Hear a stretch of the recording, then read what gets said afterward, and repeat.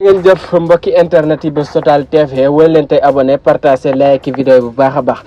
kii di maître El Hadji Diouf nekk bu avocat moom nag mooy xamle na rek dafay daati nekk li nga xamante ne moo di candidat élection yi 2024 moom nag jëlee na li nga xamante ne si ne nag bu nekkee président loolu la nar a def si réew mi moom nag sécurité bu mat sëkk rek loolu la xamle ne moom lay def parce que nag bu boobaa bu jëlee réew mi kenn dootul tëdd di xalaat ñuy taal sa magasin kenn dootul tëdd di xalaat ñuy taal sa place wala sa kër moom maître El Hadji Diouf dafa xam ne rek képp ku fa nar a taal danañ la taal moom nag yaakaar naa discours bi mu nar a tenir pour rek campagne na ko est-ce que nag Sénégal yi danañ ko topp si bii la discours moo xamante ne si ne moom la yëkkate rek pour mu nar kaa wëre Sénégal pour rek campagne ko di dagaan baatu askan wi ndax Sénégal yi danañ si ànd ak moom si li nga xamante ne si ne moom la bëgg a doxale réew mi yéen nag dañ leen di laaj seen xalaat naka ngeen gisee maître El Hadji Diouf moom mi samp ndëndam rek wax na rek bëgg naa jot li nga xamante ne si ne moo di réew mu Sénégal mu yor ko moom maître El Hadji Diouf moom moo ko xamle naka ngeen gisee